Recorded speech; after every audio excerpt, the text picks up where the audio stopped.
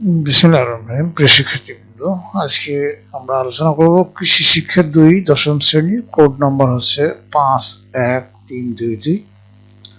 এখানে তোমাদের সিলেবাসে কি কি থাকবে? বিষয়বস্তু কৃষি প্রযুক্তি, এখানে তোমাদের থাকবে 1 নম্বর বীজ সংরক্ষণ পদ্ধতি, বীজ প্রক্রিয়াজাতকরণ, খাদ্য সংরক্ষণ ও প্রয়োগ পদ্ধতি, সম্পূরক খাদ্য, মাছ ও গবাদি পশু। ব্যবহারিক থাকবে বীজের বিশুদ্ধতার হার নির্ণয়, ধানের বীজ বাছাই, মাছ ও পশু পাখির খাদ্য তৈরি এবং প্রয়োগ পদ্ধতি। বিষয়বস্তু কৃষি উপকরণ, গৃহপালিত পাখির খাদ্য, হাঁস মুরগির খাদ্যের উৎস, কার্যাবলী, তৈরির বিভিন্ন বিষয়, খাদ্য তৈরির নিয়মাবলী, দৈনিক সুষম খাদ্য গ্রহণের পরিমাণ।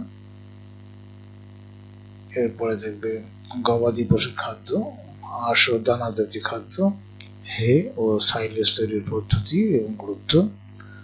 এখান থেকে ব্যবহৃত হবে বাড়ন্ত বাচ্চার জন্য খাদ্য তৈরিকরণ, হাঁস মুরগির খামার পরিদর্শন ও প্রতিবেদন তৈরিকরণ, গাভী ও বাছুরের জন্য 10 কেজি দানাদার খাদ্য তৈরিকরণ। এরপরে বিষয়বস্তু থাকবে কৃষি ও জলবায়ু থেকে বিরূপ আবহাওয়া, সহিষ্ণু ফসল এবং ফসলের জাত, জলবায়ু পরিবর্তন, কৃষিক্ষেত্রের প্রভাব, জলবায়ু পরিবর্তনের প্রেক্ষাপট, অভিযোজন এবং কলা কৌশল, মৎস্য পশু পাখির উপর জলবায়ু পরিবর্তনের প্রভাব এবং অভিযোজন কৌশল। এরপরের বিষয়বস্তু হলো কৃষি উৎপাদন। এক হলো মাছ চাষ পদ্ধতি, শিং, মাগুর, ট্যাংরা, গুলশা, পাবদা মাছ পালন, খাদ্য ব্যবস্থাপনা, রোগ শনাক্তকরণ, রোগ ব্যবস্থাপনা এবং অর্থনৈতিক গুরুত্ব। 2 থাকবে সমন্বিত চাষ পদ্ধতি, সমন্বিত চাষের গুরুত্ব, সুবিধা, ধান খেতে মাছ এবং গলদা চাষ, হাঁস মুরগি ও মাছের সংখ্যা নির্ণয় ও ব্যবস্থাপনা এবং সম্পূরক খাদ্য।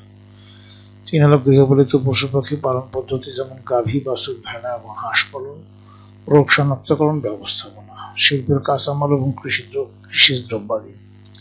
5 হচ্ছে গৃহপালিত পশুর আবাসন, গরু এবং ভেড়ার আবাসনের স্বরূপ, আবাসন তৈরির ধাপ, স্থান নির্বাচন এবং প্রয়োজনীয়তা। এবং এই চ্যাপ্টারের ব্যবহারিক বিষয় হলো মাছের বিভিন্ন অঙ্গ পর্যবেক্ষণ, অঙ্কন, মাছের বিভিন্ন রোগ শনাক্তকরণ, গরুর নাড়ি স্পন্দন এবং শ্বাস প্রশ্বাসের হার নির্ণয়, পুকুরের মাছ এবং পাড়ের সবজি ও ফলের সমন্বিত চাষ। এরপরের বিষয়বস্তু হলো বনায়ন, বাংলাদেশের বনাঞ্চলের বিস্তৃতি, বন্য সংরক্ষণ বিধি এবং বন্য প্রাণী বিধি, বন নার্সারি, বৃক্ষ কর্তন এবং কাঠ সংগ্রহ, উপকূলীয় বনায়ন। এর চ্যাপ্টারের মধ্যে ব্যবহারিক অংশ থাকবে ম্যাপ, চার্ট এবং ছবির মাধ্যমে বন পরিস্থিতি, বীজের নমুনা সংগ্রহ এবং বীজ পরিস্থিতি, সরবরাহকৃত নমুনা গোল, কাঠ বা তক্তার পরিমাণ নির্ণয়, বাঁশ ও কাঠ ট্রিটমেন্ট।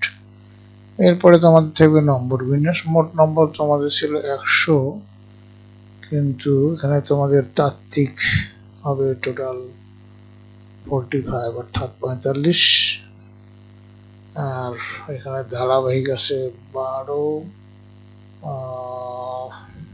টোটাল নাম্বার এখানে ধারাবাহিক 30 এবং চূড়ান্ত 45, এটা মোট হলো 75 নম্বর। এবং ব্যবহারিকের মধ্যে হচ্ছে তোমাদের এখানে এই ধারাবাহিক নম্বর 12, চূড়ান্ত নম্বর 13, মোট হলো 25 এবং মোট নম্বর তাত্ত্বিক থাকবে 75 এবং এই যে 25 এটা মিলে 100, সব মিলিয়ে সাবজেক্ট 100 অথবা প্র্যাকটিক্যাল সহ। তো তোমাদের বর্ষমধ্য যে পরীক্ষা হয়ে গেছে, এখানে 15 নম্বর ছিল বর্ষমধ্য পরীক্ষায়, ক্লাস টেস্ট, কুইজ টেস্ট এবং ক্লাস ওয়ার্কে 8 নম্বর, অ্যাসাইনমেন্ট বাড়ির কাজের জন্য 4 নম্বর, উপস্থিতির জন্য 3 নম্বর, এলো মোট 30 নম্বর। আচ্ছা, আর এখানে তোমাদের চূড়ান্ত মূল্যায়নের প্রশ্নের ধারা এবং মান বন্টন হবে যে কৃষি প্রযুক্তি এবং কৃষি উপকরণ, এখান থেকে 4টি প্রশ্ন থাকবে, তোমাদের উত্তর দিতে হবে 3টি প্রশ্নের, এখানে 3 + 15 নম্বর।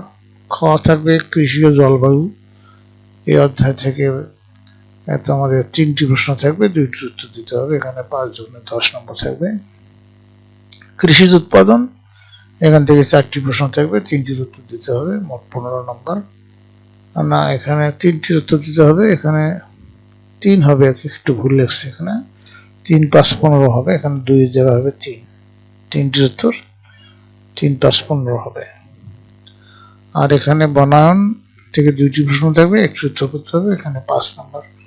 এই টোটাল 15, 10 আবার 15, 30 আর 10 35 আর 5 30, 40, এখানে 45, 45। এখন কিভাবে প্রশ্নটা থাকবে? প্রশ্নটা হবে সৃজনশীল প্রশ্নের, ক খ গ ঘ থাকবে প্রতিটি প্রশ্নের মধ্যে। ক নম্বর প্রশ্ন থাকবে জ্ঞানমূলক, এখানে 0.5 নম্বর অর্থাৎ হাফ নম্বর। অনুধাবনমূলক প্রশ্ন খ, এটাতে 1 নম্বর। গ ছিল প্রয়োগমূলক প্রশ্ন হবে 1.5 এবং উচ্চতর দক্ষতামূলক প্রশ্ন খ, এটা থাকবে 2 নম্বর। মোট হবে এই জন্য হাফ যোগ 1 যোগ 1.5 যোগ 2 সমান হবে 5 নম্বর। মোট একটা করে প্রশ্নতে থাকবে 5 নম্বর। আর তোমাদের টোটাল উত্তর করতে হবে কয়টি? 3 আর 2 5 আর 3 8 9, এই 9টি প্রশ্ন উত্তর তোমাদের করতে হবে।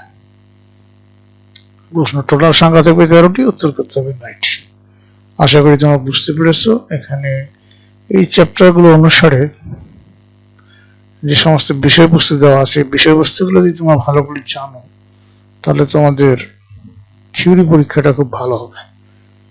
তোমরা এর বাইরে আর পড়া তোমাদের প্রয়োজন হবে না। এই কয়েকটা বিষয়বস্তু পড়লেই ইনশাআল্লাহ শতভাগ কমন পাবে। তোমরা এটা ভালো করে পড়াশোনা করবে, কেমন? তোমাদের সার্বিক মঙ্গল এবং পরীক্ষা ভালো করে এই প্রত্যাশা নিয়ে আজকে এখানে বিদায় নিচ্ছি। খোদা হাফেজ।